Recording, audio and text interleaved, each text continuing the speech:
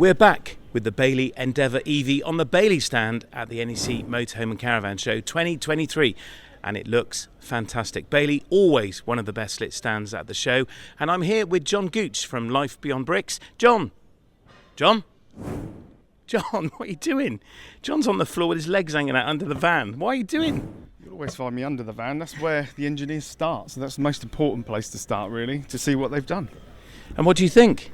I'm impressed. This is our future. This is the future of our leisure industry. What do you think of the inside, though? Beautiful. Probably one of the best Bailey interiors I've seen. Really? Yeah. Why is that?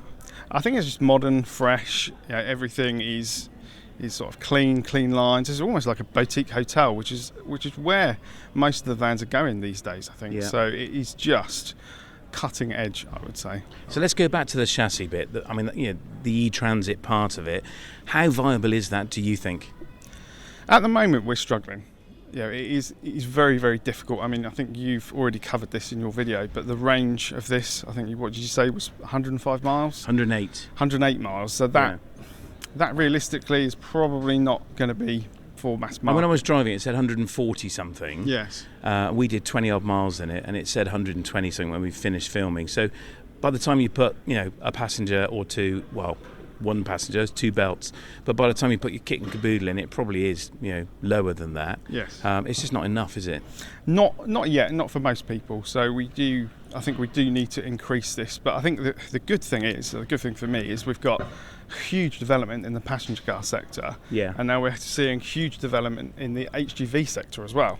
So if they can do this on both ends of the spectrum, then we need all this technology to come down to the vans. Yep. And if this technology comes to the vans, then I don't see a problem with the range. I don't think that's going to be an issue. But what's holding us back? Is it battery development? That's the problem?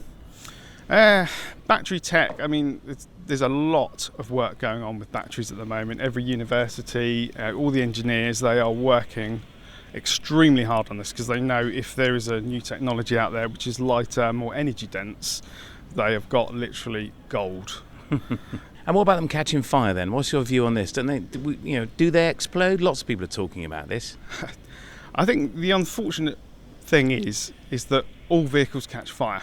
Now, I come from the motor industry, and I've worked for Vauxhall, and everybody would know the issues we've had with the Zafira B.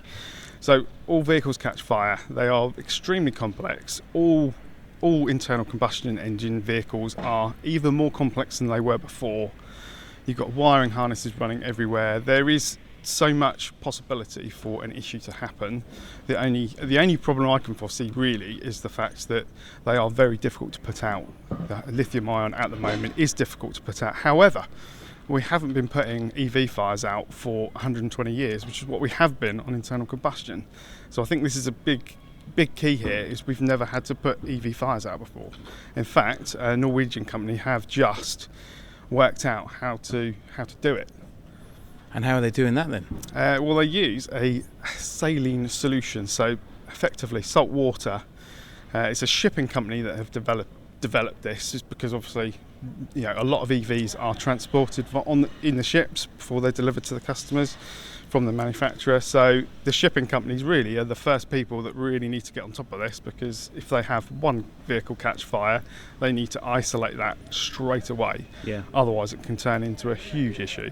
But they have worked out how to do it. They super cool salt water. They can spray that onto the battery. So it does two things. It discharges the battery, because if the salt water can get to the cells, it will actually naturally discharge the cells as you go, so that energy is being reduced as that cascading problem is going through the battery. And you're also super cooling that, so you're taking an awful lot of that heat energy out as well. So we can contain those fires. Yeah. But we go back to it. We haven't been putting out EV fires for 100 years, so it's natural that we're not going to be quite there yet. So. No. And do you think other manufacturers are going to follow suit with this then, with this kind of embarking onto an EV campervan? Yes, I think they will. I think as soon as the range comes up, because this is pretty much what most of the end user is looking at. They're looking at the range, they're looking at how they're using their vans right now, and they're just saying that 100, 200 miles is just not enough for us. We want to drive 500 miles because we want to drive 500 miles, we'll stop to charge, and then we do another 200 miles to the campsite or something like that. So we have got to bring the range up. We need to bring the ranges up.